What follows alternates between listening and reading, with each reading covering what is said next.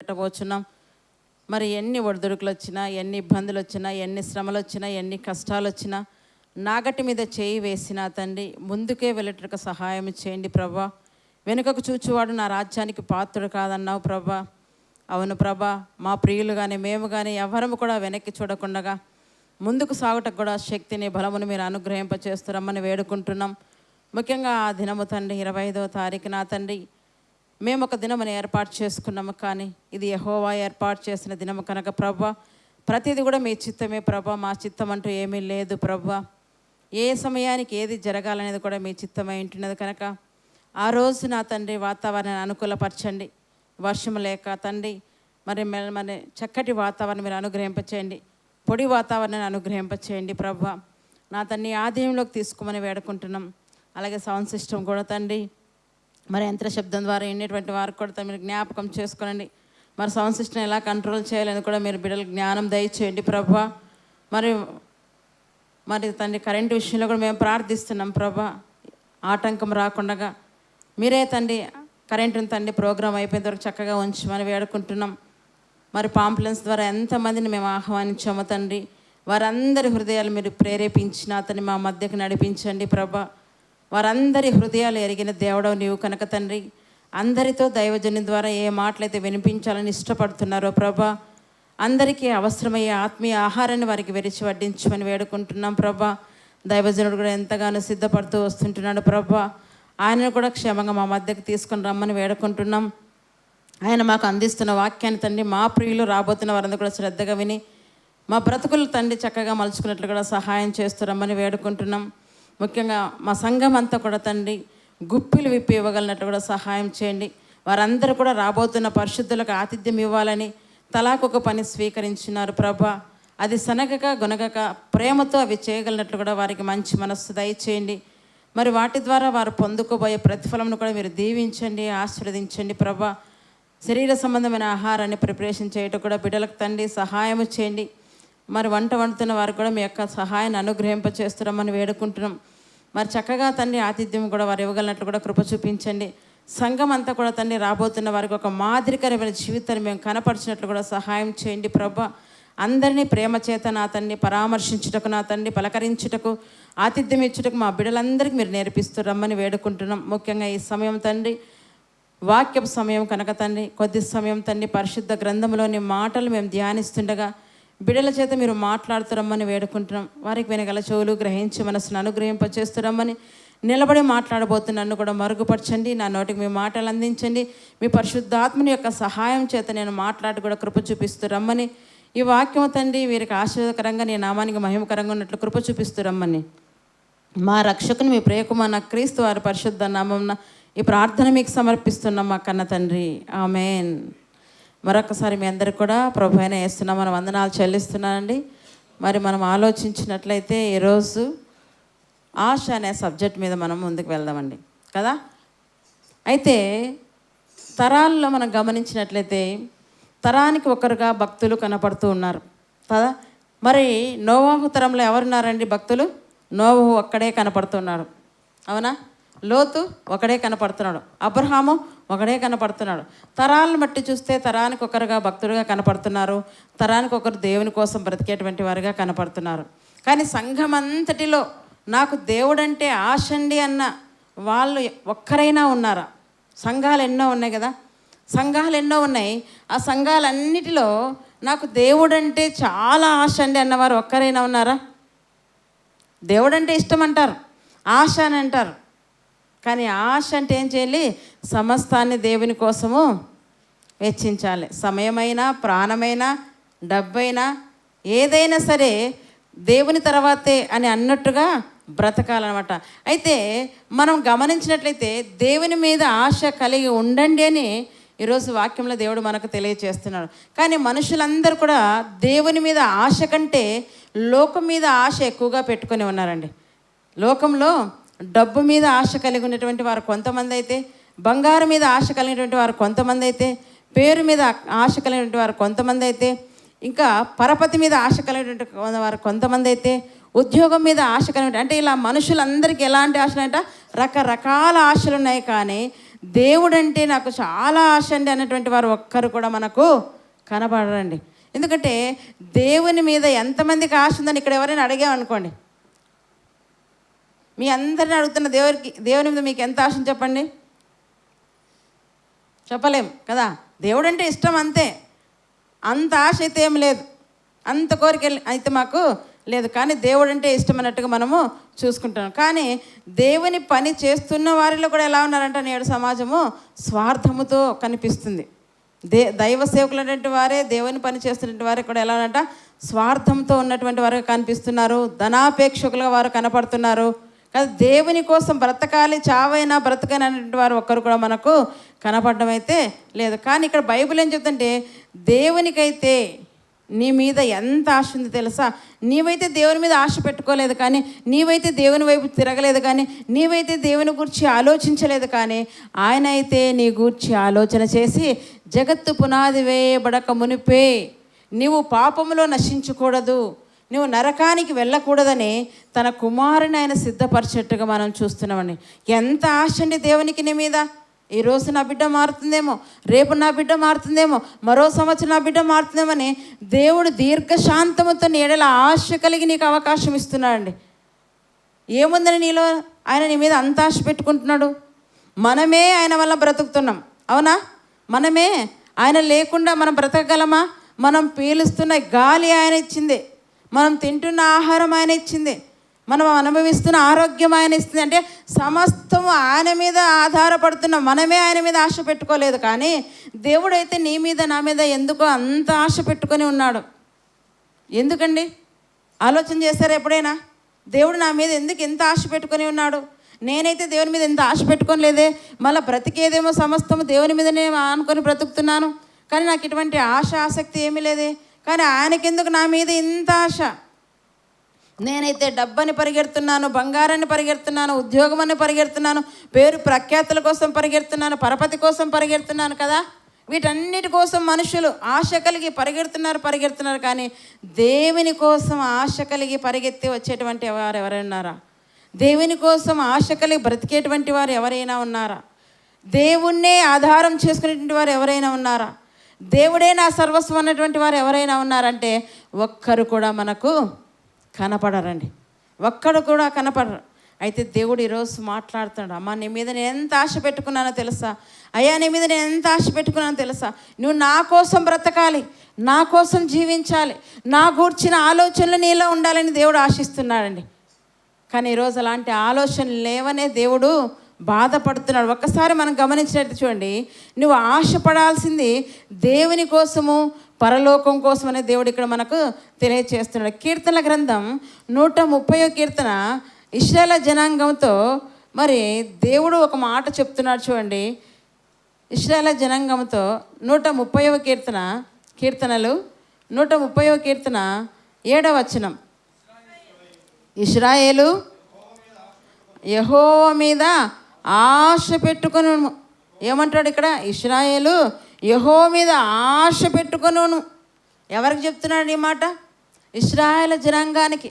ఆ ఇశ్రాయేలు జనాంగం ఐగుప్తులో కఠినమైన బానిసత్వంలో వారు ఉన్నప్పుడు వారిని విడిపించింది దేవుడే, వారిని రక్షించింది దేవుడే, అరణ్యంలో వారిని పోషించింది దేవుడే, వారిని నడిపించింది దేవుడే, కనాను ప్రదేశం నడిపించింది కదా, నెమ్మదికరమైన స్థలంలో వారిని ఉంచింది దేవుడే, వారు కట్టని ఇళ్ళలో నివాసం చేశారు. అయితే అలాంటి వారిని భక్తుడు హెచ్చరిక చేస్తున్నాడు. ఇశ్రాయేలు నీ దేవుని మీద ఆశ పెట్టుకో. నువ్వు ఇంతవరకు దేని మీద ఆశ పెట్టుకున్నావేమో? బంగారం మీద ఆశ పెట్టుకున్నావేమో కదా, ఆస్తుల మీద ఆశ పెట్టుకుని ఉన్నావేమో, డబ్బు మీద ఆశ పెట్టుకుని ఉన్నావేమో, ఇంకా ఇతరత్ర దేని మీద నువ్వు ఆశ పెట్టుకున్నావేమో. అయితే దేవుడు ఈరోజు మాట్లాడుతున్నాడు. ఇశ్రాయేలు వినుము అన్నట్టుగా చూడండి. ఇశ్రాయేలు యెహోవా మీద ఆశ పెట్టుకొనుము. మనిషి ఆశాజీవని తెలుసు, అవునా? మనిషి ఆశాజీవని తెలుసు. అన్నిటి మీద మనిషికి ఆశ ఉంది, కానీ ఒక్క దేవుని మీద తప్ప ప్రతి దాని మీద మనిషికి ఆశ, అంతులేని ఆశ కదా, ఎంతున్నా తరగని ఆశ. ఆ ఆశ చివరికి ఏమైపోతుంటే దురాశ మారిపోతుంది. దురాశ దుఃఖానికి చేటుగా మారిపోతుంది. కలిగిన దాంట్లో మనిషి తృప్తి పొందలేకపోతున్నాడు. ఇంకా ఇంకా ఇంకా ఏదో ఏదో కావాలని మనిషి పరిగెడుతున్నాడు. అయ్యో దేవుడు నన్ను దీవించాడు, ఈ రీతిగా చాలు.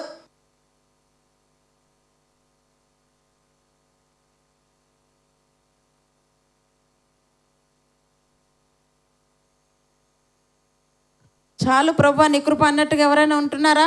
ఇంకా ఇంకా ఇంకా ఇంకా ఇంకా కావాలని మనిషి ఆశతో పరిగెడుతున్నట్టుగా మనం చూస్తున్నామండి.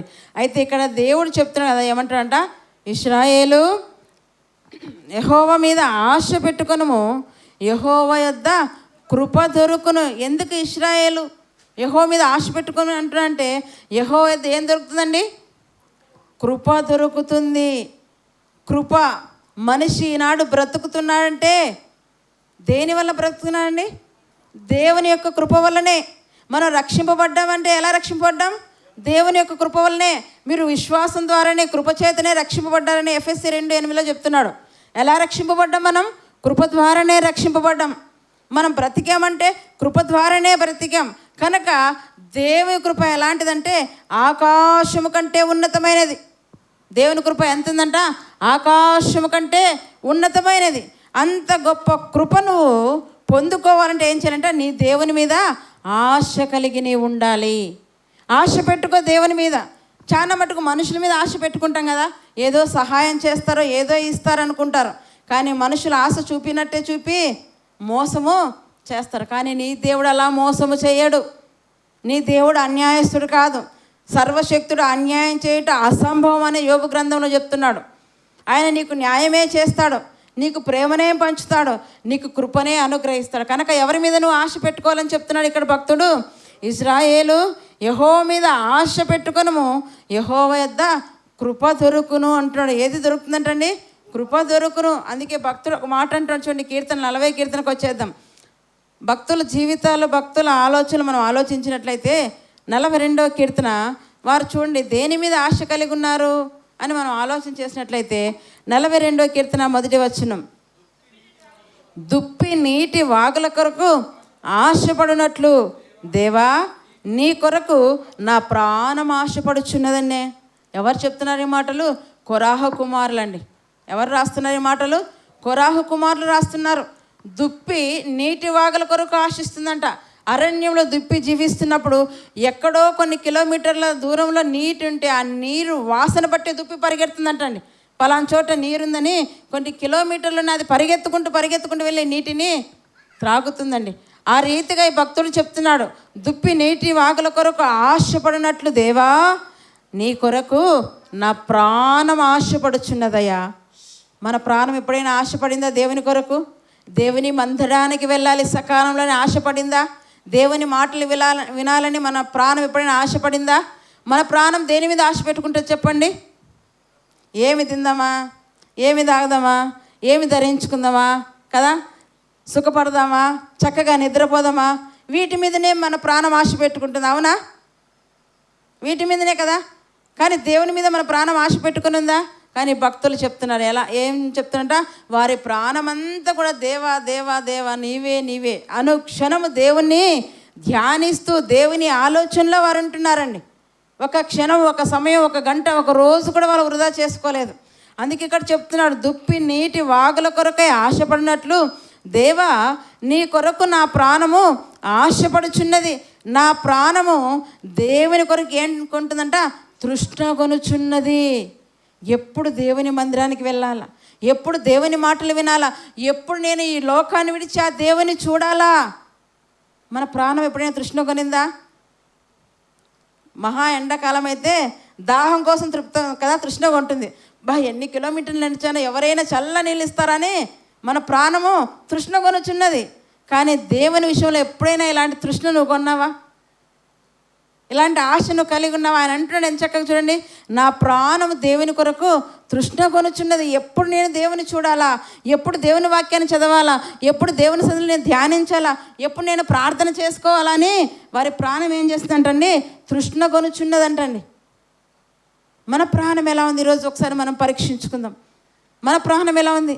మన ఆలోచనలు ఎలా ఉన్నాయి? మన స్థితిగతులు ఎలా ఉన్నాయి? ఒకసారి మనం ఆలోచించుకోవాలి. ఇంకేమంటాడు ఆయన, నా ప్రాణం దేవుని కొరకు తృష్ణ కొనుచున్నది, జీవము గల దేవుని కొరకు. జీవం గల దేవుని కొరకు తృష్ణ కొనుచున్నది. దేవుని సన్నిధికి నేను ఎప్పుడు వచ్చేదను, ఆయన సన్నిధి నేను ఎప్పుడు. ఎంత తృష్ణగా ఉంటుందని చూడండి. ఎప్పుడు వెళ్ళాలా, ఎప్పుడు ఆదివారం వస్తుందా, ఎప్పుడు దేవుని సన్నిధి నేను కనబడాలా. ఎంత వారి ప్రాణం విలవిలలాడిపోతుంది దేవుని సన్నిధి. ఒక్కరోజు వారు మరచేస్తే ఏదో పోగొట్టుకున్నట్టున్నాయి. మనకైతే ఎన్ని వారాలు పోగొట్టుకుంటావు కదా. సంవత్సరానికి 52 వారాలంటే ఏ 50 వారాల్లో, ఏ 10 వారాల్లో, ఏ 15 వారాల్లో మనం వెళ్తాం సంవత్సరంలో దేవుని మందిరానికి. కానీ వారు మాత్రం ఎప్పుడు నేను దేవుని సన్నిధికి వెళ్ళాలా అని ఆలోచన చేస్తుంటారు. ఎప్పుడా ప్రాణం వారిని స్థిమితంగా కూర్చొనివ్వడం లేదు, స్థిమితంగా తిననివ్వడం లేదు, స్థిమితంగా వారిని పండుకొనివ్వడం లేదు. కారణం ఏంటి? జీవం గల దేవుని నేను చూడాలి, ఆయన సన్నిధికి నేను వెళ్ళాలి, ఆయన సన్నిధిలో నేను కనపడాలి. ఆయన నేత్రములు సన్నిధిలో ఉన్నాయి. దేవుని నేత్రాలు ఎక్కడున్నాయంట? ఆయన సన్నిధి వైపు ఉన్న. ఆయన మనస్సు ఎక్కడుందంట? దేవుని మందిరం వైపు ఉన్నది ఆయన మనస్సు. ఆయన కనుదృష్టి దేవుని మందిరం మీద ఉన్నది, ఆయన మనసు దేవుని మందిరం మీద ఉన్నది. ఈ మందిరంలోనికి నేను వెళ్ళాలి, ఆ మందిరంలో నేను దేవుని సన్నిధిలో కనపడాలని ఈ కొరవ కుమారుల యొక్క తృష్ణ, ఆశ, ఆకాంక్ష మనం గమనిస్తే, దేవుని సన్నిధి నేను ఎప్పుడు వచ్చేదను, ఆయన సన్నిధిని నేను ఎప్పుడు కనపడేదను. ఇలాంటి ఆశ నీకుందా ఈరోజు సహోదరుడా, సహోదరి? ఒక్కరోజు దేవుని సన్నిధి నేను ప్రార్థించకపోతే నాకేదో పోయినట్టుగా ఉంది, ఒకరోజు బైబిల్ చదవకపోతే నాకేదో పోయినట్టుగా ఉంది అని అనుకున్నారు ఎవరైనా?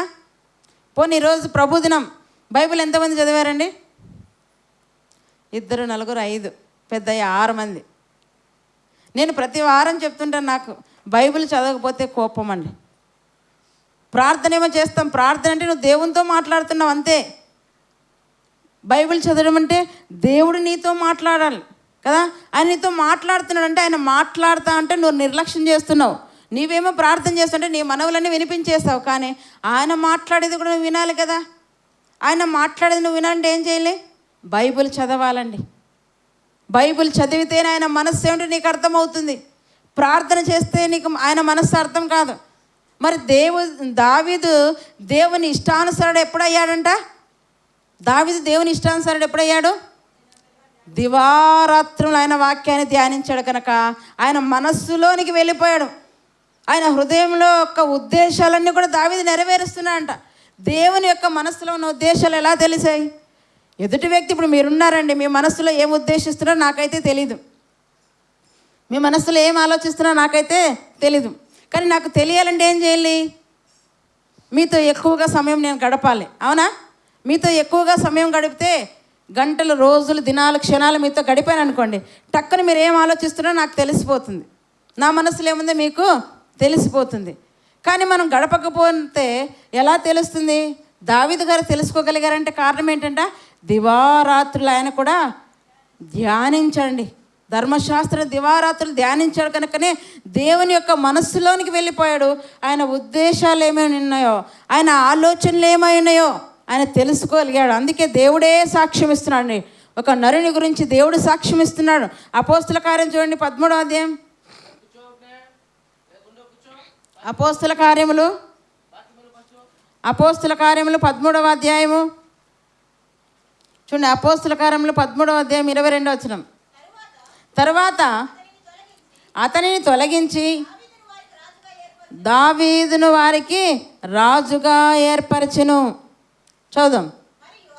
మరియు ఆయన నేను యెష్షయి కుమారుడైన దావీదును, ఎవరు చెప్తున్నారండి ఈ మాట? దేవుడే చెప్తున్నాడు. మరియు ఆయన నేను యెష్షయి కుమారుడైన దావీదును కనుగొంటిని అంటున్నాడండి. ఎవరిని కనుగొన్నాడంట? ఆయన దావీదును కనుగొన్నాడంట. దేశంలో దేవుడు ఎవరిని కనుగొంటున్నాడో తెలుసా? ఒకసారి చూద్దామా? దేశంలో దేవుడు ఎవరిని కనుగొంటున్నాడో? 101వ కీర్తన 101వ కీర్తన 6వ వచనం.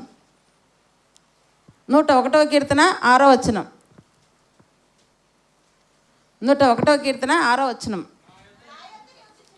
నా యొద్ద నివసించినట్లు దేశములో నమ్మకస్తులైన వారిని నేను కనిపెట్టుచున్నాను. ఏమంటాడంట? నా యొద్ద నివసించినట్లు. ఇక్కడ ఎవరిని కనుగొన్నాడంటాడు అపోస్తుల కార్యంలో? దావీదు ఇప్పుడు ఎలాంటి వాడు? అది అందుకే వాక్యాన్ని కొంత ఇచ్చట కొంత అచ్చట వాక్యం మీకు వచ్చును. దేశంలో దేవుడు ఎవరిని కనుగొనని చూస్తున్నాడంట? నమ్మకస్తులైన వారిని. నా యొద్ద నివసించినట్లు, అంటే దేవుని యొద్ద ఎవరు నివసించగలరు? పరలోకానికి ఎవరు వెళ్ళగలరు? పరలోకానికి ఎవరు వెళ్ళగలరండి? నమ్మకస్తులు, యథార్థవంతులు, పరిశుద్ధులు మాత్రమే పరలోకానికి వెళ్ళగలరు. నా యొద్ద నివసించినట్లు, నా సన్నిధిలో నివసించినట్లు, నాతో ఉండునట్లు దేశంలో నేను నమ్మకస్తులైన వారిని కనిపెడుతున్నాను. అలా కనిపెట్టినప్పుడు దావీదు చిక్కాడండి దేవునికి. అలా కనిపెట్టినప్పుడు దావీదు దేవునికి చిక్కాడంట. అందుకే అపోస్తుల కార్యం 13:20 ఏమంటారంట? తరువాత అతన్ని తొలగించి దావీదుని వారికి రాజుగా ఏర్పరచును, మరియు ఆయన నేను యెష్షై కుమారుడైన దావీదును కనుగొన్నానంటున్నాడు. ఆయన వెతికినప్పుడు దేవుని దృష్టిలో దావీదు కనపడ్డాడండి. అతని కంటే ముందు 7 సహోదరులు ఉన్నారు యెష్షైకి. కానీ 7 సహోదరులు దేవుని దృష్టిలో పడలేదండి. ఎవరు పడ్డారంటే దేవుని దృష్టిలో? దావీదు. మనం కూడా అప్పుడప్పుడు అనుకుంటాం కదా, గొప్పవారు ఎవరైనా వచ్చారనుకోండి, ప్రజెంట్ ఇక్కడికి జగన్ వచ్చారనుకుందాం కాసేపు, లేదా ముఖ్యమంత్రి వచ్చారనుకోండి, అందరూ ఏం చేస్తారండి? పక్కకుంటారా? దూరం ఏం చేస్తారు? మీద పడిపోతుంటారు. ఎందుకంటే నేను కనపడాలి. ఆయన దృష్టిలో నేను పడితే చాలు. ఆయన ఇక్కడ నిలబడి స్పీచ్ ఇచ్చాడు అనుకుందాం కాసేపు, గొప్పవారు ఎవరైనా స్పీచ్ ఇచ్చినప్పుడు అందరూ ఏం చేస్తారంట? నేను కనపడాలి. ఇప్పుడు ఆయన నా పేరు పెట్టి పిలిస్తే ఎంత బాగుంటుంది అనుకుంటారా లేదా? ఈ ఆశ ఉందా లేదా మీకు? ఈ ఆశ ఉందా? ప్రతి ఒక్కరికి ఉంటుందండి ఆశ. ఎందుకంటే గొప్పవారి దృష్టిలో మనం పడాలనే ఆశ మనకుంది. ఈ లోకంలో ఉన్న గొప్పవారు మనుషుల దృష్టిలో నువ్వు పడినా పడకపోయినా ఎవరి దృష్టిలో పడాలంట? దేవుని దృష్టిలో పడాలి. దేవుని దృష్టిలో నువ్వు పడాలంటే దేవుని గ్రంథాన్ని నువ్వు ధ్యానించాలి. ఆయన మీద నువ్వు ఆశ పెట్టుకోవాలి. ఆయన సన్నిధి మీద నువ్వు ఆశ పెట్టుకోవాలి. ఆయన మాటల మీద నువ్వు ఆశ పెట్టుకోవాలి. ఆయన కొరకు తృష్ణ కొనాలి. నువ్వు ఆశ కలిగి ఉండాలి. అప్పుడే ఆయన దృష్టిలో నువ్వు పడతావు. అందుకే దేశంలో నమ్మకస్తులైన వారి కొరకు నేను కనిపెడుతున్నానన్నప్పుడు దావీదు పడ్డాడంటండి ఆయన దృష్టిలో. 7 సహోదరులు అతని కంటే ముందున్నా దేవుడు స్వీకరించలేదు. కానీ దావీదు కడపటివాడు, ఎక్కడో మరి కొండల్లో ఎడారి ప్రాంతంలో కదా, మరి ఆయన గొర్రెలు కాచుకుంటుంటే ఆయన ఎవరు కూడా తండ్రే తనకు ఒక కుమారుడు, 8వ కుమారుడు అని మరి సమూయేలుకి చెప్పలేదు. సమూయేలు అడిగారు, నాయన ఈ 7 మంది కాక ఇంకా ఎవరైనా ఉన్నారంటే ఉన్నారులే ఒకడు కడసారు వాడు. అంటే తండ్రి దృష్టిలో ఎలా ఉన్నాడు? తక్కువ వాడుగా కనపడుతున్నాడు దావీదు. ఎందుకు? పనికి రానివాడుగా కదా. అందుకే గొర్రెలు కాసేవానిగా పంపించేశాడు. మనం కూడా అప్పుడు మన పిల్లలు అంటుంటాం కదా, పనికి రాకపోతే మన వాళ్ళు ఏమంటారంటే, ఒరే నువ్వు ఎట్లా ఉద్యోగానికి పనికి రావు, నీకు చదువు రాదు కనుక నువ్వు ఎక్కడ పోలి? దేవుని సేవకు పో. మన వాళ్ళు ఏం చేస్తారంటే క్రైస్తవులు అంటే నీకు పనికి రాకపోతే, సమాజానికి పనికి రాకపోతే ఎక్కడ పంపిస్తారంటే దేవుని సేవకు పాస్టర్ అయిపో అంట. పనికి మాలంతా పాస్టర్ అయితే ఎలా ఉంటాయంటే వాక్యము వక్రీకరించి చెప్తారండి. చాలా మంది లాగే 10th ఫెయిల్ అయితే పాస్టర్ ట్రైనింగ్ పంపించేస్తారు. అది 10th class first class pass అయ్యాడు అనుకోండి, నెక్స్ట్ లెవెల్కి ఇంటర్కి పంపిస్తారు, లేదా బీటెక్ ఏదో డిప్లొమాకు పంపించేస్తాడు. అది ఫెయిల్ అయ్యాడు అనుకోండి, ఎవరికి నీకు చదువు రాదులేరా, నువ్వేం చేస్తావు అంటే ట్రైనింగ్ పదా, ఒక 3 ఏళ్ళు ట్రైనింగ్ చేస్తారు, పాస్టర్ అయిపోదు అంటారు. అంటే దేవుడు అంటే అంత అలుసు మనిషి దృష్టిలో. ఎంత చీప్గా దేవుని చూస్తారంటే ఒక బంగారాన్ని విలువగా చూస్తారండి. ఒక 20,000 30,000 కొన్న చీరని విలువగా చూస్తారు కదా, బంగారాన్ని విలువగా చూస్తారు, అన్నిటిని విలువగా చూస్తారు. బైబిల్ మాత్రం అలా వాడేస్తారు. బైబిల్ ఎలా పాడేస్తారండి? ఒక వేస్ట్ పుస్తకంగా పక్కన పడేస్తారు. దాని మీద పిల్లలు తొక్కుతుంటే, గీస్తుంటే, రాస్తుంటే ఏదో బుక్ అన్నట్టుగా దానిలో కళ్ళకు అద్దుకోరు, దానిలో మోయలేరు. దాంట్లోకి మోసేకి బరువై, బైబిల్ మోసేకి బరువై ఏం చేస్తారంటే సెల్ ఫోన్లు తెచ్చుకుంటారు, ఫోన్లో వాక్యం చూడొచ్చని. అసలు ఫోన్నే అలౌ చేయకూడదు సంఘంలో. ఫోన్లో ఎవరు తెచ్చుకోకూడదు నాకు తెలిస్తే. సంఘం అంటే పరిశుద్ధ కదా, సహవాసం ఇది. ఇక్కడ పరిశుద్ధుడు ఉంటాడు. అపవిత్రమైనవి ఏమి కూడా తీసుకుని రాకూడదు ఇక్కడ నాకు తెలిసి. నేనేం చూడండి, వాక్యం చూస్తాను, నువ్వు వాక్యం తీసే లోపల ఇంకోటి వచ్చేస్తుందట. అవు కదా, నువ్వు బైబిల్ తెరిసే లోపల ఇంకోటి వచ్చేస్తుంది. నిన్ను స్థిమితంగా ఉన్నిస్తుందా? వాక్యం విననీయదు, చూడనీయదు, చదవనీయదు. కనుక ఏం చేయాలంట? పక్కకు పడేయాలి. నువ్వేం చేయాలంటే దేవుని దృష్టిలో పడేలాగా నీ భక్తిని కొనసాగించాలి. ఆయన అంటాడు కదా, దివారాత్రులు వాక్యాన్ని ధ్యానించాడు. అందుకే ఇక్కడ ఏమంటాడంటే ఆయన, నేను యెష్షై కుమారుడైన దావీదును కనుగొంటిని, అతడు నా ఇష్టానుసారుడైన మనుష్యుడు, అతడు నా ఉద్దేశములన్నీ నెరవేర్చునని కదా అతన్ని గూర్చి సాక్ష్యం ఇచ్చానండి. ఎవరు ఇచ్చారండి సాక్ష్యం? మనుషులు ఇవ్వలేదు ఇది సాక్ష్యం. దేవుడే దావీదు గురించి సాక్ష్యం ఇస్తున్నాడు. దావీదేమో ఇహలోక తండ్రి దృష్టిలో చీప్గా కనబడుతున్నాడు, ఉన్నాడు లేని కడసారవాడని. కానీ పరలోకమందున్న తండ్రి దృష్టిలో ఎలా ఉన్నంట, గొప్పవాడిగా కనపడుతున్నాడు. నువ్వు ఎవరి దృష్టిలో పడాలని ఇష్టపడుతున్నావు? ఇక్కడ కూర్చున్న మనుషులందరూ కూడా దేవుని దృష్టిలో పడేట కంటే మేము మనుషుల దృష్టిలో పడాలి, మనుషుల దృష్టిలో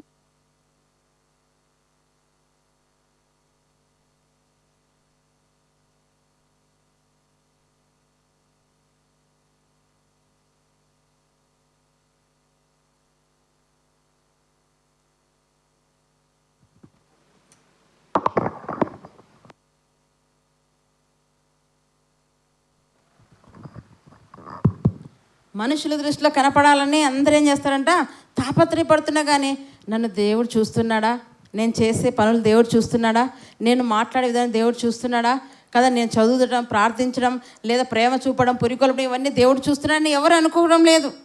మనుషులు చూడాలి, మనుషులు మెచ్చుకోవాలి, మనుషుల దృష్టిలో గొప్పగా కనపడాలనుకుంటున్నాం. కానీ ప్రభువు మెచ్చుకొని వాడే యోగ్యుడని బైబిల్ అంటుందండి. అలాగ దావీదుని దేవుడు కనుగొన్నాడు.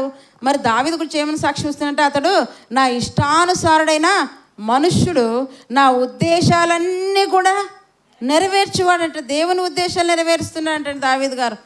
కారణం ఏంటంటే దావీదు దేవుని మీద ఆశ కలిగి ఉన్నాడండి. అందుకే దివారాత్రులు వాక్యాన్ని ధ్యానిస్తున్నాడు. ఎలా చెప్పగలంటే చూడండి, 119వ కీర్తనలు 119, 174 చూసుకుందాం. 119వ కీర్తన 174వ వచనం. అందరు తెరవండి ఒకసారి. 119వ కీర్తన 174వ వచనం. యెహోవా నీ రక్షణ కొరకు నేను మిగులు ఆశపడుచున్నాను. ఏమంటంట, యెహోవా నీ రక్షణ కొరకు నేను మిగులు ఆశపడుచున్నాను. దేని కొరకు ఆశపడుచున్నా అంట? రక్షణ కొరకు. మనం ఆశపడ్డామా రక్షణ కొరకు? మనం ఎవరైనా ఆశించావా, ప్రభు నా ఇంట్లో నేనే రక్షింపడాలని ఎవరైనా ఆశించామా? నువ్వు అడక్కపోయినా కదా, నీ మీద ఆయన దృష్టి ఉంచి నువ్వు నశించకూడదు, నరకానికి వెళ్ళకూడదని దేవుడు నిన్నే తీసుకొని వచ్చి రక్షించాడండి. నీ ఇంట్లో ఎంతోమందికి రక్షణ లేదు, కానీ నీకు మాత్రమే దేవుడు రక్షణ అనుగ్రహించాడంటే నువ్వు కావాలి ఆయన కోసం. నువ్వు ఆయన ఆశను తీర్చేవాడిగా ఉండాలి, ఆయన కోరికను తీర్చేవాడిగా ఉండాలి. ఆయన ఎడల నువ్వు ఆశ కలిగి బ్రతకాలని దేవుడిని ఎడల కనిపెడతా. కానీ ఇక్కడ భక్తుడు ఏమంటాడంట, యెహోవా నీ రక్షణ కొరకు నేను మిగులు ఆశపడుచున్నాను, నీ ధర్మశాస్త్రం నాకు సంతోషకరం. ఎవరైనా చెప్పారు వాక్యం సంతోషమని? నాకు వాక్యం వింటుంటే ఎంతో సంతోషంగా ఉందండి, ఎంతో ఆనందంగా ఉందండి అని ఎవరైనా చెప్పగలరా? ఎవరు చెప్పరండి. ఏమంటారు తెలుసా? పాటలు పాడితే నాకు చాలా సంతోషం కదా, స్తుతించడం అంటే నాకు చాలా సంతోషం. వాక్యమా? అంతసేపు వాక్యం చెప్తారు, గంట సేపు వాక్యం కదా. వాక్యం అంటేనే అందరికీ నిద్ర వస్తుంది.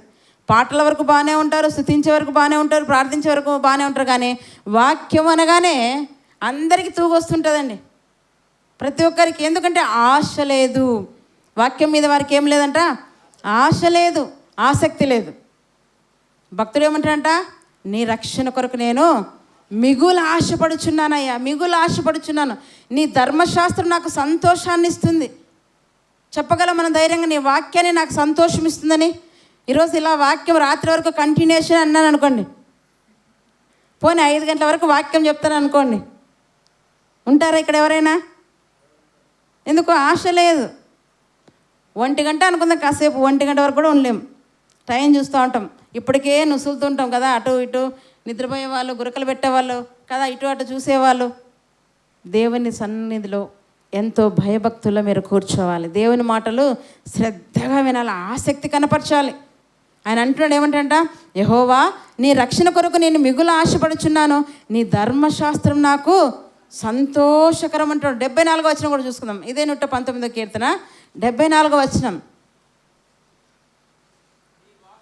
నీ వాక్యం మీద నేను ఆశ పెట్టుకొని ఉన్నాను, నేందు భయభక్తులు గలవారు నన్ను చూచి సంతోషింతురు. దేని మీద ఆయన ఆశ పెట్టుకున్నాడంట? నీ వాక్యం మీద నేను ఆశ పెట్టుకుని ఉన్నాను. నీ వాక్యమే నన్ను పరలోకానికి చేర్చేది, నీ వాక్యమే నా బ్రతుకును మార్చేది, నీ వాక్యమే నా స్థితిగతులను మార్చేది, నీ వాక్యమే నా ఆత్మను రక్షించేది. అందుకే ఆయన ఏం చెప్తున్నానంట, నీ వాక్యం మీద నేను ఆశ పెట్టుకొని ఉన్నాను. ఎప్పుడా వాక్యం ఎప్పుడా వాక్యం అని ఎదురు చూడాలంటండి. వాక్యం వినబడుతున్నప్పుడు చెవులు నిక్కపరుచుకొని వినాలంట. వాక్యం వినేటప్పుడు ఏం చేయాలంటే చెవులు నిక్కపరుచుకొని వినాలి. ఏ మాట మిస్ అవుతామో ఎట్లా తిరుగుతా అలా తిరుగుతా అనేటట్టుగా మనం ఉండాలి. అలా ఆశను మనం కనపరచాలి. భక్తులు ఏమంటంట, నీ వాక్యం మీద నేను ఆశ పెట్టుకొని ఉన్నానయ్యా. నాకు ఇహలోకం మీద ఆశ లేదు, నా బ్రతుకు మీద నాకు ఆశ లేదు, నీ వాక్యం మీద నాకు ఆశ. నీ వాక్యం మీద నేను దృష్టించితే, నీ వాక్యం మీద నేను మనసు పెడితే, నీ వాక్యమే నన్ను ఎక్కడికి చేరుస్తుందంట, పరలోకానికి చేర్చే మార్గం అండి. వాక్యం ఏమంటండి, పరలోకానికి చేర్చే మార్గం. ఎలా చెప్పగలం? యోహాను సువార్త 5:39 చూడండి. యోహాను సువార్త 5వ అధ్యాయము 39వ వచనం. 5:39.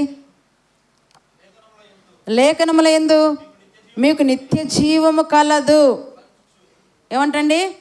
లేఖనముల యందు. లేఖనములు అంటే ఆది కాండం నుండి ప్రకటన గ్రంథం వరకు రాసిన ప్రతి మాట కూడా లేఖనమే. ఈ లేఖనములు ఏముందని దేవుడు? లేఖనముల యందు మీకు నిత్య జీవం కలదు కలదు అని మీరు తలంచండి. లేఖనముల యందు మీకు నిత్య జీవం కలదని తలంచుచు వాటిని ఏం చేయాలంట? పరిశోధించుచున్నారని కింద నెంబర్ 1 ఉంది కదా, కింద ఏముందంట? పరిశోధించుడి. దేని పరిశోధించాలి? వెండిని పరిశోధిస్తున్నారు, వస్త్రాలను కదా. ఒక షాప్కి వెళ్ళాం, ఒక 500 పెట్టి ఒక చీరను డ్రెస్ కొనడానికి. ఏదో అతను తీసింది మనం తీసుకొచ్చుకుంటామా? 100 చీరలు బయటికి వేసేస్తాం కదా. వెంటనే అతను ఏదైనా ఇచ్చినా తీసుకొచ్చుకోమా, నాకు ఈ కలర్ నచ్చలేదు, ఈ రంగు నచ్చలేదు, ఈ బట్టన్ నచ్చలేదు, ఇది నచ్చలేదు అంటే అన్నిట్లో నాణ్యత చూచి పరిశీలించి పరిశీలించి పరిశీలించి తీసుకొచ్చుకుంటాం. అది ఎన్ని రోజులు ఉపయోగం ఉంటుంది చెప్పండి? మహా అంటే ఒక 4-5 సంవత్సరాలు. అలా మడతలో పెడితే అది మడతలోనే చినిగిపోతుంది. ఉపయోగం లేని దానికోసం పరిశీలన, అది ఎందుకు పనికిరాని నిష్ప్రయోజనం కదా. ఉపయోగం లేని దాని విషయంలో పరిశోధిస్తున్నావు, కానీ నీ ఆత్మకు ఉపయోగకరమైనది వాక్యము, నిన్ను పరలోకానికి చేర్చేది వాక్యము. ఆ వాక్యం ఎడల నువ్వు పరిశోధన కలిగి ఉన్నావా? ఆశ కలిగి ఉన్నావా? దేవుని వాక్యం ఎప్పుడైనా ధ్యానించావా? పరిశోధిస్తున్నావా అని ఈరోజు భక్తుడు నేను అడుగుతున్నాడు. ఏమంటాడంట? నీ వాక్యం ఎడల నేను ఆశ కలిగి ఉన్నానండి. భక్తుడు చెప్తున్నాడు, నీ వాక్యం అందు నేను ఆశ కలిగి ఉన్నాను. 74 వచనం ఏమంటాడు అక్కడ మనం గమనిస్తే, నీ వాక్యం మీద నేను ఆశ పెట్టుకున్నానయ్యా, ఇంకేమీ నాకు ఆశ లేదు. ఆయన అనుకున్నచ్చు, ఈ రాజ్యం నాకు చివరి దాకా స్థిరంగా ఉంచుతుంది, ఈ రాజ్యం మీద నేను ఆశ పెట్టుకున్నాను దావీదు అనలేదు. దావీదుకి తన రాజ్యం మీద మక్కువ లేదు, తన ఆస్తి మీద మక్కువ లేదు, తన దేహం మీద మక్కువ లేదు. దేని మీద మక్కువ ఉందంట? నేనేమో అంతఃపురంలో నివాసం చేస్తున్నానే, దేవదారు మ్రానులతో కట్టినటువంటి ఈ నగరిలో నేను నివాసం చేస్తున్నానే, నా దేవుడేమో గుడారాల్లో ఉన్నాడే, ఆయనకు నేను ఒక మందిరం కట్టాలని మక్కువ అంట. చూడండి, దేవునికి ఏం కట్టాలనుకున్నట్టు ఆయన మక్కువ చేత, ఇష్టం చేత కదా. నేనైతే ఇంత విలాసవంతమైన జీవితాన్ని జీవిస్తున్నాను, నా దేవుడేమో గుడారాల్లో నివసిస్తున్నాడు. ఇది నాకు తగదు, ఆయనకు తగను. ఆయన ఎక్కడున్నాడు? గుడారాల్లో. నన్నేమో అంతఃపురంలో పెట్టాడు కనుక నేనేం చేయాలనుకున్నాను? ఇది నాకు తగదు, నా దేవుడే అంతఃపురంలో ఉండాలి, నేనే గుడారాల్లో ఉండాలి. కానీ ఇక్కడ రివర్స్ అయింది కదా. ఆయన దేవుని విషయంలో ఏం చేశాడంటే, ఆయన మక్కువ కలిగి మందిరాన్ని కట్టాలని ఆలోచన కలిగి ఉంటే దేవుడు వెంటనే కలగజేసుకుని నాతాంతో, నాయన నువ్వు కట్టొద్దు నాయన మందిరం, నీ గర్భాన వచ్చేటువంటి సొలొమోను ద్వారా నేను మందిరాన్ని కట్టించుకుంటాను. ఎందుకంటే నీ చేతులంతా ఏమైపోయాయంట? రక్తమయమైపోయాయి. నువ్వు అనేక యుద్ధాలు చేసావు, అనేకులు చంపావు, చేతులంతా రక్తమయమైపోయాయి కనుక నీ చేతుల ద్వారా మందిరం కట్టావనుకోండి, ఎవరైనా చూస్తే ఏమనుకుంటారు? ఎంతమందిని చంపాడో, ఎంత అన్యాయం చేశాడో, ఎంత అక్రమం చేసి సంపాదించి ఇంత గొప్ప మందిరం కట్టాలని చెడ్డ పేరు నాకు వస్తుంది. కనుక నువ్వేం చేయాలి? నీ చేతులతో మందిరం కట్టొద్దు. నీకు మక్కువ ఉండడం, నీకు ఇష్టం ఉంది నాకు మందిరం కట్టాలని, నేను ఒప్పుకుంటున్నాను, కానీ నీ కోరిక నేను కాదనను, నీ గర్భాన వచ్చేటువంటి సొలొమోను ద్వారా నేను మందిరాన్ని కట్టించుకుంటానండి అని దేవుడు దావీదుతో చెప్పాడండి. మనం ఆలోచిస్తున్నాము దేవుని మందిరం విషయంలో. ఆయన ఒక మాట అంటారు కదా, నా మందిరం పాడైపోచుండగా మీరు ఎక్కడున్నారంట? సరంబి వేసిన ఇండ్లలో మీరు నివసిస్తున్నారు. దేవుని మందిరం గురించి ఆలోచన, ఆశ, ఆకాంక్ష ఎవరికి లేదంటండి. చూద్దామా, ఓపద్య గ్రంథానికి వచ్చేద్దాం. అక్కడ ఏం చెప్తున్నాడు చూడండి భక్తుడు. ఓపద్య గ్రంథం ఏంటండి?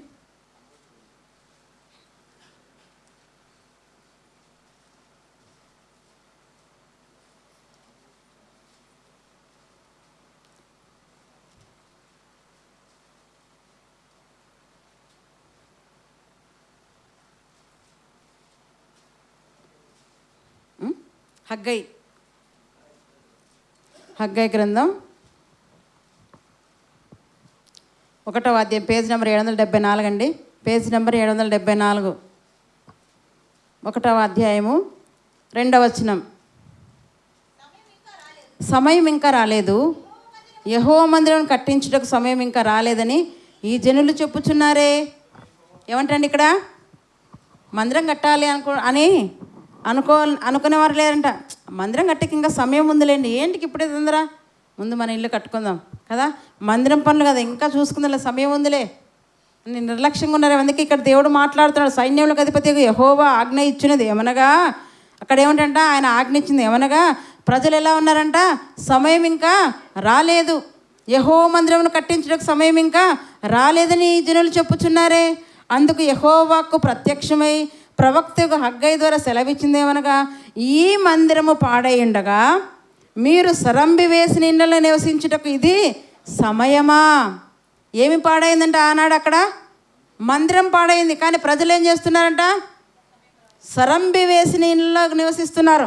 వాటిని కట్టుకుంటారు, అంటే వారి గృహాలు కట్టుకోవడానికి సిద్ధపడుతున్నారు. కానీ దేవుని మందిరం పాడైపోతుందని దాని మీద ఆలోచన కానీ, ఆ మందిరాన్ని బాగు చేయాలని ఆశ కానీ, దాన్ని తిరిగి పునరుద్ధరించాలని కోరిక కానీ ఎవరికీ లేదండి కదా. దాని ప్రాకారంలో అగ్ని చేత కాల్చివేయబడ్డాయి, ఎవరు ముందుకు రాలేదు. కానీ నెహెమ్యా గారు ముందుకు వచ్చారండి. పరాయి దేశంలో ఆయన ఉద్యోగం చేస్తున్నప్పుడు అక్కడికి ఒక వ్యక్తి వచ్చాడు. అక్కడ ఆయన అడుగుతున్నాడు, నాయన నా దేశం ఎలా ఉంది, మందిరం ఎలా ఉంది అన్నప్పుడు, ఇంకెక్కడ దేశం, నీ ప్రజలందరినీ శత్రువులు తీసుకొని పోతున్నారు, నీ మందిరాన్ని ప్రాకారాలను అగ్ని చేత కాల్చివేశారన్నప్పుడు నెహెమ్యా కన్నీరు విడిచాడంటే, ఎక్కడో పరాయి దేశంలో ఉద్యోగం చేసుకున్న వ్యక్తికి ఏం పట్టింది చెప్పండి. ఎక్కడున్నా దేవుని మందిరం మీద ఆయనకు మక్కువ ఆశ చావలేదండి. అడిగాడు, వచ్చిన ప్రతి వ్యక్తిని అడుగుతున్నాడు కదా. మనం ఇప్పుడు ఒకవేళ దుబాయ్లో ఉన్నాం అనుకోండి, కాసేపు మన ఇండియా వాళ్ళు ఎవరైనా కనబడి అనుకోండి, ఏమడుగుతామండి, సేమ్ ఊరే అనుకుందాం, కాసేపు మనది వాళ్ళది ఏదో ఒక అనంతపురం అనుకుందాం, ఇద్దరు అక్కడికి వెళ్ళారు. అయితే ఏముంటాం, వెంటనే మన అనంతపురం ఎలా ఉందండి, అక్కడ టవర్ క్లాక్ బాగుందా, ఇవే కదా అడుగుతాం కదా. వారు వీరు బాగున్నారని అడుగుతాం, ఎందుకు యోగక్షేమాలు. అలాగా నెహెమ్యా గారు కూడా యెరూషలేం బాగుందా, మందిరం బాగుందంటే ఒక వ్యక్తి నాడు లేదు, మందిరం ప్రాకారంలో అగ్ని చేత కాల్చివేయబడ్డాయన్నప్పుడు వెంటనే ఆయన కన్నీరు విడిచి ఉపవాసం ఉండి ప్రార్థన చేసి, అయ్యో నా మందిరం పాడైపోతుందా, నా మందిరం అగ్ని చేత కాల్చివేయబడిందా, దీన్ని నేను తిరిగి కట్టాలి. ఆల్రెడీ యెరూషలేంలో ఉన్నారు, వాళ్ళెవరికి ఆశ లేదు. యెరూషలేంలో మనుషులు నివసిస్తున్నారు కొంతమంది, వారెవరు కట్టాలని అనుకోనలేదు. కానీ ఎవరు అనుకుంటున్నారు ఇక్కడ, నెహెమ్యా గారు అనుకుంటున్నారు, నేను వెళ్ళాలి, అధికారి నాకు సెలవిస్తే నేను వెళ్ళాలి, ఆ ప్రాకారాలు కట్టాలి. ఇక్కడ ఏమంటాడంటే దేవుడు, మనమేమనుకుంటామంట, సమయం ఇంకా లేదులే, ఇంకా బోల్డంత సమయం ఉందిలే అనుకుంటున్నారంట ఆనాడు జనాలు. అయితే ఏమంటాడ, సమయం ఇంకా రాలేదు, యెహోవా మందిరం కట్టించడానికి సమయం ఇంకా రాలేదని ఈ జనులు చెప్పుచున్నారే. ప్రశ్నిస్తున్నాడు, చెప్పుచున్నారే అని అంటే ఏమంటాడంట, 4వ వచనం, ఈ మందిరం పాడై ఉండగా మీరు సరంబి వేసిన ఇంట్లో నివసించుటకు ఇది సమయమా. కాబట్టి సైన్యములకు అధిపతి యెహోవా సెలవిచ్చింది అనగా, మీ ప్రవర్తనను గూర్చి ఆలోచించుకొనుడి. దేన్ని ఆలోచించుకోవాలంటండి, ప్రవర్తన గురించి. ఎందుకు, వారి ప్రవర్తన సరలేదా, బాగానే ఉంది, కానీ వారి ప్రవర్తన ఎలా ఉందంట, వారు ఇళ్ళను వారు బాగు చేసుకోవడానికి త్వరపడుతున్నారు, కానీ దేవుని మందిరం గూర్చి ఆలోచన మరి ఆశ ఎవరికి కూడా లేదన్నట్టుగా ఇక్కడ మనకు భక్తుడు మరి రాస్తున్నాడు. దేవుని కథ సెలవిచ్చిన విధంగా ఏమంటంట, కాబట్టి సైన్యములకు అధిపతి యెహోవా సెలవిచ్చింది అనగా మీ ప్రవర్తన గురించి ఆలోచించుకోండి. ఏమంటాడు కింద, మీరు విస్తారంగా విత్తనను మీకు కొంచెమే పండెను. ఎందుకు మీరు విస్తారంగా విత్తన కొంచెం పండుతుందంటే, మీరు దేవుని గురించిన ఆశ కలిగి ఉండలేదు, దేవుని మందిరాన్ని గురించిన ఆశ కలిగి ఉండలేదు. కొరహ కుమారులు ఎలా ఉన్నారంట, నా దేవుని సన్నిధి నేను ఎప్పుడు కనపడాలా అని వారు ఆశ కలిగి ఉన్నారంట, ఆయన మాటలు ఎప్పుడు వినాలా అని ఆశ కలిగి ఉన్నారంట. అయితే వీరికి ఆశ లేదు కనుక వీరు ఏం చేస్తారంట, ఇక్కడ ఏమంటాడు ఆయన, మీరు విస్తారంగా విత్తనం మీకు కొంచెమే పంట ఎందుకు వస్తుంది, మీకు దేవుని మీద ఆశ లేదు, దేవుని మాటల మీద ఆశ లేదు, దేవుని మందిరం మీద ఆసక్తి మీకు లేదు అన్నట్టుగా ఇక్కడ భక్తులు మనకు సెలవిస్తారు. అందుకే మీకు కొంచెంగా ఉంటుంది కనుక మీ ప్రవర్తన గురించి మీరు ఏం చేయాలంట, ఆలోచించాలి. కనుక మనం ఎవరి మీద ఆశ పెట్టుకోవాలంటండి, లోకంలో దేని మీద మనం ఆశ పెట్టుకొని ఉండకూడదంటండి. చూద్దామా, 146వ కీర్తన, కనుక దేవుని మందిరం మనకు ముఖ్యంగా, మనం దేవుని మందిరానికి మొదటి స్థానం ఇవ్వాలి. తర్వాతే మన పనులు ఏవైనా ఉన్నా కూడా ఆ పనులు మనము చూసుకోవాలి. కానీ దేవుని మందిరాన్ని పక్కన పెట్టి నీ పనులు త్వరపడినట్టుగా చేసుకున్నట్లయితే అవి ముందుకు సాగవు. నువ్వు విస్తారంగా విత్తినా కొంచెమే నీకు పండుతుంది, చెరిగిన సంచును వేసినట్లుగా ఉంటుంది. కనుక మనం జాగ్రత్తగా ఉండాలి. దేవుని మందిరం విషయంలో మనం ఎలా ఉండంట, ఆశ కలిగి ఉండాలి. 146వ కీర్తన 5వ వచనం, ఎవనికి యాకోబు దేవుడు సహాయుడగును, ఎవడు తన దేవుడైన యెహోవా మీద ఆశ పెట్టుకొనునో వాడు ధన్యుడు అంటున్నాడు. చూడండి, ఎవరు ధన్యుడు అంటండి? ఉద్యోగం మీద ఆశ పెట్టుకున్నవాడు, లోకం మీద ఆశ పెట్టుకున్నవాడు, పదవుల మీద ఆశ పెట్టుకున్నవాడు, పేరు ప్రఖ్యాతల మీద ఆశ పెట్టుకున్నవాడు ధన్యుడు కాదంట. ఇక్కడ ఏమంటంట, ఎవనికి యాకోబు దేవుడు సహాయుడగునో, ఎవడు తన దేవుడైన యెహోవా మీద ఆశ పెట్టుకొనునో వాడు ధన్యుడు. దేవుని మీద ఆశ పెట్టుకున్నవాడు ధన్యుడు. నాకు ఆశ అయితే బోల్డ్ ఎంత ఉందండి, కానీ చేయలేకపోతున్నానంటే అది కాదండి. ఆశతో పాటు ఏముండాలంట, ఆశతో పాటు ఏముండాలి, ఆసక్తి ఉండాలి కదా. అందరం మనం అప్పుడప్పుడు అనుకుంటాం కదా, మనకంటే చదువుకునే పిల్లలకు బాగా తెలుసు, ఏదైనా అకేషన్స్కు స్టూడెంట్స్కి గొప్పవారిని పిలిపిస్తారు కదా. ఎందుకు? వాళ్ళు ఎలా అంత స్థితికి ఐఏఎస్ ఐపీఎస్లో ఎవరైనా పిలిపించి స్పీచ్ ఇవ్వండి మా స్టూడెంట్స్కి అని చెప్తారు. ఎందుకంటే వాళ్ళు అంత స్థితికి ఎదగడానికి ఎంత కష్టపడ్డారనేది తెలియజేయాలని చెప్తారు. వాళ్ళు ఏమంటారంట, మేము నిద్రాహారాలు మాని కదా, తినక సమయమే చూడక రాత్రి పగలు కష్టపడి చదివి ఈరోజు ఈ స్థితిలో ఈ ఐపీఎస్ కొట్టాం, ఐఏఎస్ కొట్టామంటాం. మనకు కూడా ఆశ ఉందా లేదా? చిన్నప్పుడు మన పిల్లల్ని స్కూల్కి పంపిస్తే స్కూల్ టీచర్స్ అడుగుతారు, అరే మీరు ఏమవుతారా చెప్పండి అంటే ఏమంటారు, నేనైతే టీచర్ అవుతాను అన్నాను. ఈరోజు అదే చేస్తున్నాను. అంటే లోకంలో టీచర్నే కాదు, కానీ దైవపరంగా దేవుడు నన్ను ఈ విధంగా నిలబెట్టాడేమో. లోకంలో టీచర్ అయితే కాదు, టీచర్ అంటే బోధించడమే. కానీ అదే కోరిక దేవుడు నాకు నెరవేర్చాడు. కానీ ఇలా అనుకుంటాం, కానీ అనుకున్న వాళ్ళందరూ అయ్యారా? టీచర్ కావాలని కొందరంటారు, డాక్టర్ కావాలని కొందరంటారు, కలెక్టర్ కావాలని కొందరంటారు కదా. అలా అనుకున్న వాళ్ళందరూ అయ్యారా? కాలేరు. అది కావాలంటే ఏం చేయాలంట, పట్టుదల ఉండాలి, ఆసక్తి ఉండాలి.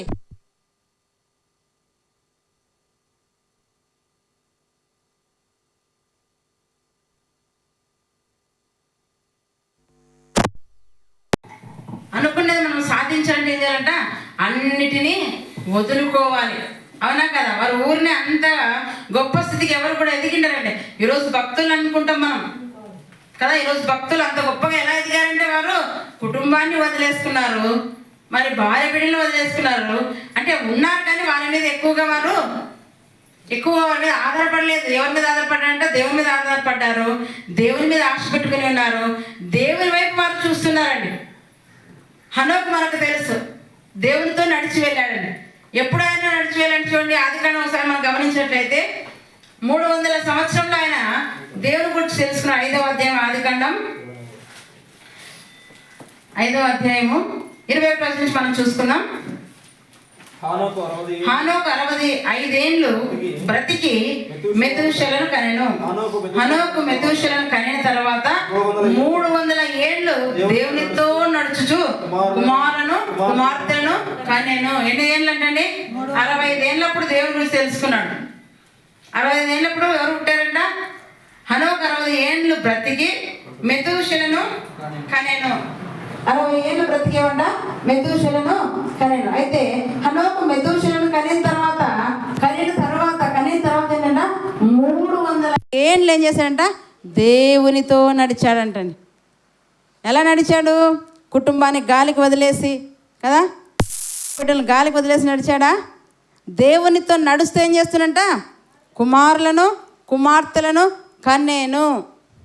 అందుకే 1 కొరింథీ 1:7 ఉందంట, భార్యలు కలిగిన వారు లేనట్టుగా కదా. ఎలా ఉండాలంట, భార్యలు కలిగిన అంటే ఈ మాట ఇప్పుడు ఎవరికి సెట్ అవుతుంది? ఇక్కడ హనోకు సెట్ అవుతుందా కదా. హనోకు ఎలా ఉండంట, 300 సంవత్సరాలు దేవునితో నడిచాడండి. మనం 30 సంవత్సరాలు పట్టుమని దేవునితో ఉండగలమా?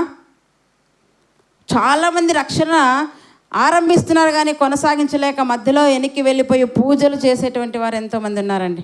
దేవుని వదిలేసి వెంటి లోకంలో కలిసిపోయినటువంటి వారు ఎంతోమంది కనపడుతున్నారు మనకు.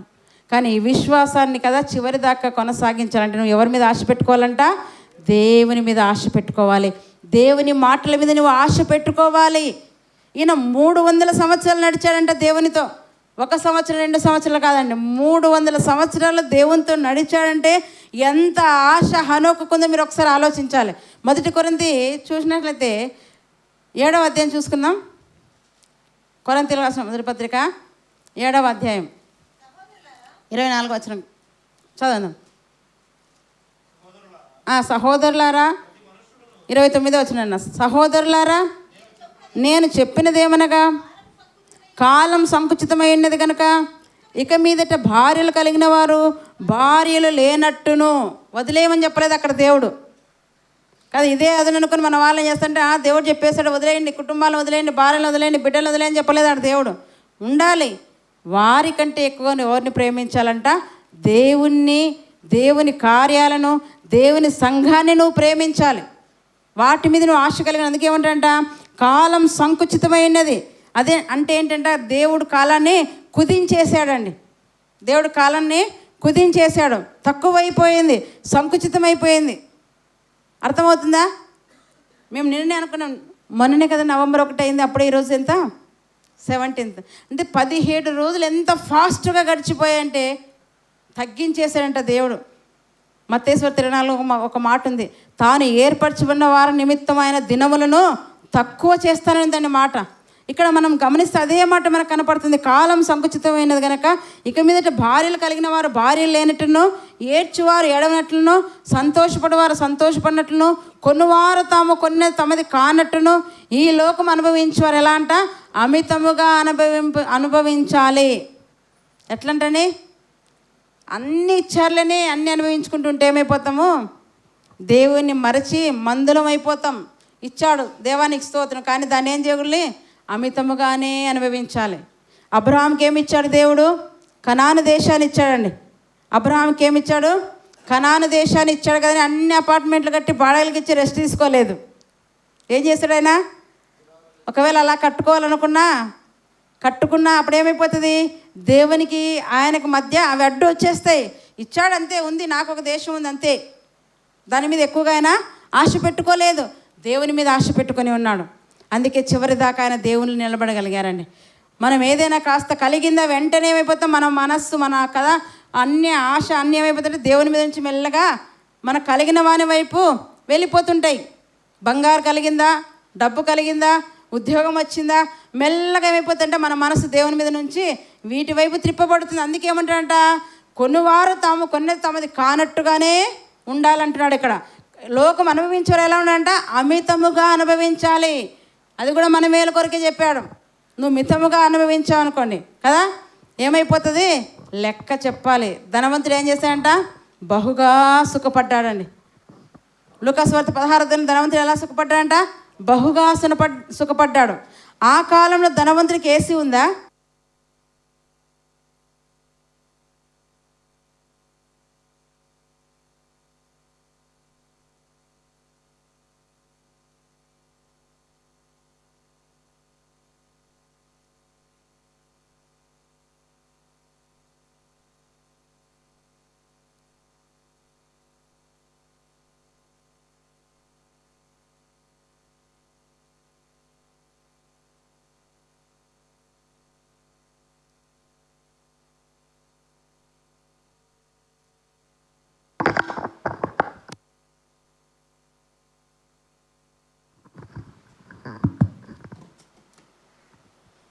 ఇక మనం గమనిస్తే అబ్రహాంకి దేశాన్ని ఇచ్చినా కూడా ఏమంట? దాన్ని ఎక్కువగా ప్రేమించాలి. అందుకే లోకాన్ని ఎలా అనుభవించాలంట? అమితముగానే మనము అనుభవింపాలంటే చూడండి, లోకమును అనుభవించేవారు అమితముగా అనుభవించినట్టును ఉండవలను. ఏలనగా ఈ లోకపు నటన గతించుచున్నది కనుక నీవు దేవుని మీద ఆశ పెట్టుకొని నీవు ఉండాలి. ఈ లోకము శాశ్వతము కాదు, లోకం కోసం నువ్వు బ్రతకకూడదు. అలా లోకం కోసం బ్రతికేటువంటి వారందరూ ఎవరంటే భక్తిహీనులని బైబిల్ చెప్తుందండి. భక్తిహీనులు ధనం మీద ఆశ పెట్టుకుని ఉంటారు. దేవుడు కావాలి, ధనము కావాలి భక్తిహీనులకు. ఎవరు కావాలి? మేము భక్తిని కొనసాగిస్తాము, దేవుణ్ణి కూడా కాదు, మరి లోకంలో కూడా అన్నీ చేస్తామనుకుంటారు. అయితే ఎవడు నీ యజమానులకు దాసుడుగా ఉండనేరాడు. అయితే భక్తిహీనత కలిగి నీవు ఉన్నట్లయితే నీ ఆశను ఏం చేస్తాడంట? కీర్తన 112వ కీర్తన చూడండి, 112వ కీర్తన, భక్తుడుగా నీవు ఉండాలి, భక్తునిగా దేవుని మీద ఆశ కలిగి ఉండాలి. కానీ భక్తిహీనుడుగా నీవు ఉన్నట్లయితే ఏం చేస్తాంట? 112వ కీర్తన 10వ వచనం, భక్తిహీనులు చింతపడుదురు, వారు పనులు కొరుకుచు క్షీణించిపోవుదురు, భక్తిహీనుల ఆశ భంగమైపోవును. ఎవరి ఆశ? భక్తిహీనుల ఆశ భంగమైపోవును అంటున్నాడు దేవుడు. నీతిమంతులు ఆశించింది వారికి దొరుకును అంటున్నాడు సామెతల గ్రంథంలో. నీతిమంతులు ఏం ఆశిస్తారండి? వారికి ఏమి ఆశ ఉండదు, ఎక్కువ దేవుని మీదనే వారికి ఆశ ఉంటుంది. అయితే ఇక్కడ భక్తిహీనులు ఏం చేస్తారంట? వీరు భక్తిని కొనసాగిస్తున్నారు, లోకంలో ప్రతిదాన్ని కూడా వారు అనుభవించాలని చూస్తున్నారు. కనుక ఇలాంటి వారికి చెప్తున్నాడు, భక్తిహీనుల ఆశ ఏమైపోతుందంట? భక్తిహీనులు దాన్ని చూసి చింతపడుదురు, వారు పనులు కొరుకుచు క్షీణించిపోదురు, భక్తిహీనుల ఆశ ఏమైపోతుందంట? భంగమైపోవును. కనుక ఏం చేస్తున్నారు? కొందరు ధనాన్ని ఆశించారండి. భక్తిహీనులు అలాగే చెప్పాను కదా, సేవకులైనటువంటి వారే స్వార్థప్రియులుగా ఉన్నారు, ధనాపేక్షలుగా ఉంటున్నారు. కనుక అలాంటి వారి ఆశ భంగమైపోతుంది. చివరి దాకా నేను పరలోకం వెళ్తాను అనుకుంటారు, చివరికి మోసపోతారు. అందుకే దేవుడు మోసపోకుడి, దేవుడు వెక్కిరింపబడ్డు, మీరే వెక్కిరింపబడతారు రేపు అంటున్నాడు. చూద్దామా తిమోతికి రాసిన మొదటి పత్రిక. చక్కగా దేవుడు తన గ్రంథంలో ప్రతిదీ రాయించాడండి. 6వ అధ్యాయం 10వ వచనం, మొదటి తిమోతికి రాసిన మొదటి పత్రిక 6వ అధ్యాయం 10వ వచనం. భక్తిహీనుల ఆశను దేవుడు ఏం చేస్తాడంట? భంగం చేస్తానంటున్నాడు. వారు దేని మీద అయితే ఆశ పెట్టుకున్నాడో, ఉద్యోగం మీదనా, పదవి మీదనా కదా, దేని మీద వారు నమ్మకం ఆశ కలిగిన దాన్ని దేవుడు భంగం చేసేస్తానంటున్నాడు. అయితే ఇక్కడ ఏమంటారు చూడండి, 1 కొరింథీ 6:10, ఎందుకనగా ధనాపేక్ష సమస్తమైన కీళ్లకు మూలం, కొందరు దానిని ఆశించి. దేన్ని ఆశించారండి? కొందరు దాన్ని ఆశించి ఎక్కడి నుంచి తొలగిపోయారంట? విశ్వాసం నుండి తొలగిపోయి నానా బాధలతో తమ్మును తామే పొడుచుకున్నాడు. దైవజనుడా, నీవైతే వీటన్నిటినీ విసర్జించు. ఎవరికి చెప్పారండి మాట? విశ్వాసులకి, దైవజనునికి చెప్పాడు. కింద మనం చూసుకున్నట్లయితే విశ్వాసం నుండి తొలగిపోవడానికి గల కారణం ఏంటి? నువ్వు లోకాన్ని ఆశిస్తున్నావు, డబ్బును ఆశిస్తున్నావు, పదవిని ఆశిస్తున్నావు, కానీ దేవుని మీద ఆశ మాత్రం వదిలేస్తున్నావు. అందుకే చెప్తున్నావు కదా, కొందరు దానిని ఆశించి ఏం చేస్తున్నారంట? ధనాన్ని ఆశించి. కొందరు కాదండి, నేడు 99% డబ్బును ఆశిస్తున్నారు. కేవలం 1% మాత్రమే దేవుని మీద ఆశ పెట్టుకుని ఉన్నారు. కనుకనే అందరు చూడండి ఏమైపోతారంట? విశ్వాసం నుండి తొలగిపోయేటువంటి వారు కొందరు నానా బాధల్లో పడి తమ్మును తామే బ్రతికెందుకు అనుకొని పొడుచుకొని ఊరేసుకొని కదా ఏవేవో తాగి చచ్చిపోయేవారు కొందరు. కారణం ఏంటి? వీరు దేవుని మీద నుండి తమ ఆశను మెల్లగా ఎక్కడ తిప్పుకున్నారంట? లోకం మీదకి తిప్పుకున్నారు. కనుక చాలా జాగ్రత్తగా మనం ఉండాలి. ఇశ్రాయేలు, నీ దేవుని మీద ఏమంట? ఆశ పెట్టుకోయా, ఆయన యొక్క కృప దొరుకుతుంది. ఆ కృప వల్ల నువ్వు బ్రతుకుతావు, ఆ కృప వల్ల రేపు పరలోకం నువ్వు చేరగలవు. కనుక దేవుని మీద ఆశ పెట్టుకో, మనుషుల మీద, లోకం మీద నువ్వు ఆశ పెట్టుకోదని ఇక్కడ మనకు వాక్యము సెలవిస్తున్నాడు. అందుకే యేసుప్రభు వారు ఏమంటారంటే యోహాను సువార్తలో, నా ఇంటిని గూర్చి కదా ఆసక్తి నన్ను భక్షించుచున్న తినేస్తుందంట, దేవుని ఇంటిని గురించి. అందుకే దేవునికి ఆయన ఒకసారి ఆ మందిరానికి వచ్చినప్పుడు ఆ మందిరంలో ఏం జరుగుతుందంట? మందిరంలో గువ్వలు అమ్ముతున్నారు కదా, కానుకలు రూకలు మారుస్తుంటే ఇది దొంగలుగా వ్యాపారులుగా చేస్తారనేసి కొరడాలు అల్లి మరీ కొట్టాడు వారిని. దేవుని మందిరం అంటే ఆశమాషి కాదు. దేవుని మందిరంలో భయభక్తులు కలిగి ఉండాలి. దేవుని మందిరంలో ఏవి పడతాయో మాట్లాడకూడదు, ఏది పడుతుందో చేయకూడదు. ఇక్కడ దేవుడు నివాసం చేస్తున్నాడు, ఆయన ఇక్కడ సంచారం చేస్తున్నాడు. ఎక్కడ 2-3 కూడి నా నామం ఏకీపిస్తారో వారి మధ్య నేను ఉంటానన్నాడు. ఇక్కడ ఎంతమంది పరిశుద్ధులు ఉన్నారు, మన మధ్య ఎవరున్నారు ఇప్పుడు? ఆయన కంటికి కనపడడు. కనుక ఆయన సన్నిధిని గురించి మనకు ఎలా ఉండంట? ఆశ కలిగి ఉండాలి. మనం కూడా ఏమంట?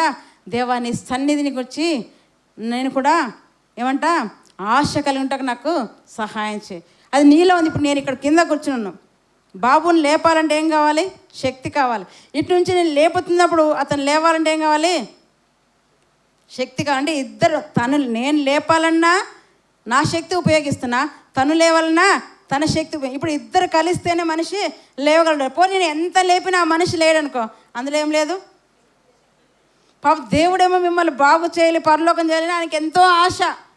కానీ మీరేమంటున్నారు? లేదు ప్రభా, మాకు ఇదే చాలు, ఈ లోకమే బాగుంది, ఇక్కడే ఉంటాం అన్నట్టుగా మనం ఉంటున్నామేమో. ఆయనేమో మీ మీద ఎంత ఆశ కలిగి రండినైనా చేయి చాపి దినమెల్లా ఆయన పిలుస్తున్నాడు. నీకు అవసరమైతే నేను నా శక్తిని ఇస్తాను రా అంటే, లేదు ప్రభు నాకు శక్తి లేదన్నట్టుగా మనం ఉంటున్నాం. గమనించాం, ఒకసారి ఆలోచించేద్దాం. ఆయన ఏమంటంట, నా తండ్రి ఇంటిని గూర్చి ఆసక్తి నన్ను భక్షించున్నదని యేసు ప్రభు వారు అంటున్నారు. చివరిగా ఒక మాట మనం గమనిస్తే 84వ కీర్తన చూడండి. ఇంకా భక్తుడు ఏమంటున్నాడంటే, ఇంతమంది భక్తులు ఏం చెప్తారంట, దేవుని మీదనే ఆశ పెట్టుకున్నారు. ఎక్కడైనా ఈ లోకం మీద ఆశ పెట్టుకున్నట్లుగా మనకు కనపడిందండి ఒక వచనం ఏమన్నా? కనపడలేదండి. భక్తులందరూ కూడా దేవుని మీద ఆశ పెట్టుకున్నారు. ఈ మాట కూడా కోరా కుమారులు రాచించారండి.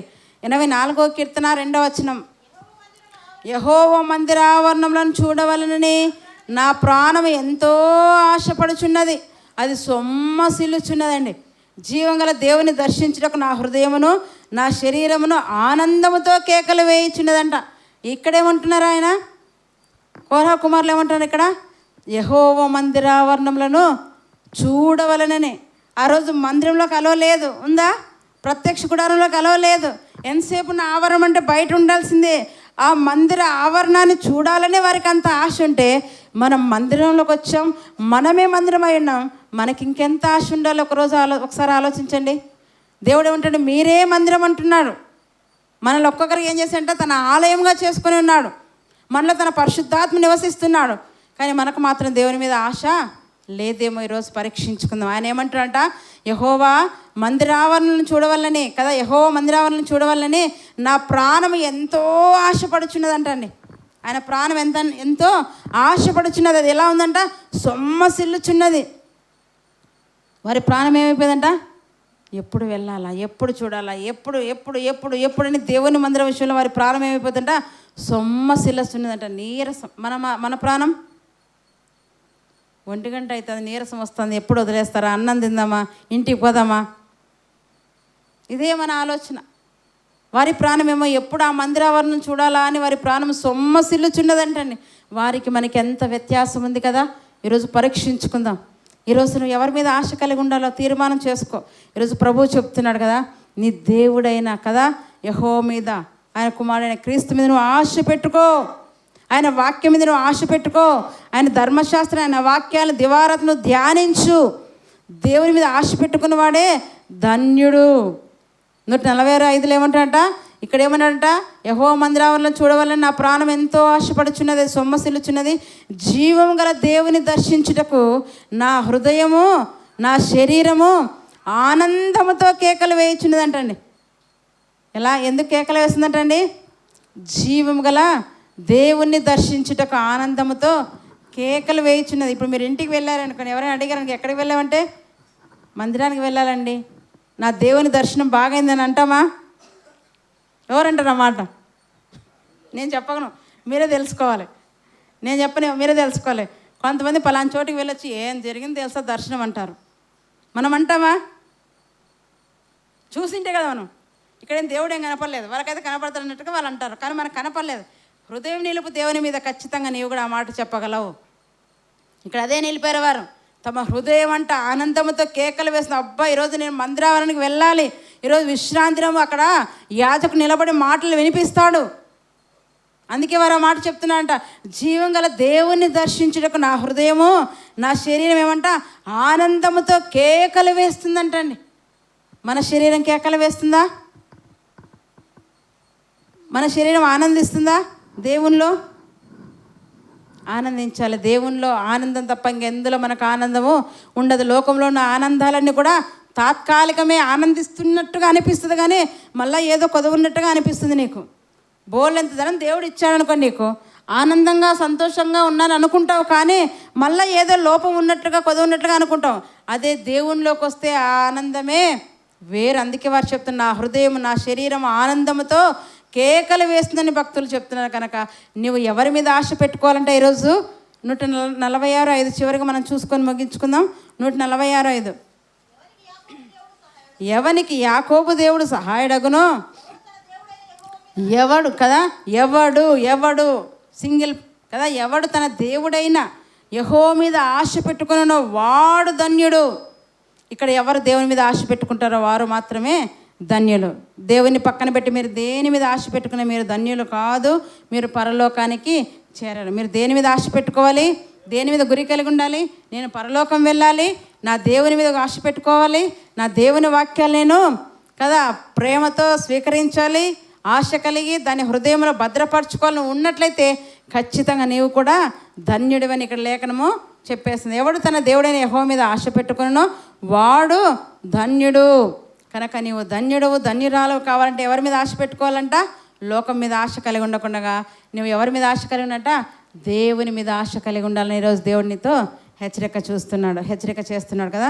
భక్తులందరూ చూస్తే మనం ఎలా ఉన్నారంట? వారు ఎవరి మీద ఆశ కలిగి ఉన్నారు? దేవుని మందిరం మీద, దేవుని వాక్యాల మీద, దేవుని శాసనాల మీద, దేవుని కట్టడాల మీద వారు ఆశ కలిగి ఉన్నారు, తృష్ణ కొనుచున్నారు. అలాంటి ఆశ తృష్ణ మనం కూడా కలిగి ఉండాలని దేవుడు ఈరోజు వాక్యం ద్వారా మనందరినీ కూడా హెచ్చరిక చేస్తున్నాడు. దేవుడు ఈ వాక్యం ద్వారా మనందరినీ కూడా దీవించునుగాక. ఆమేన్.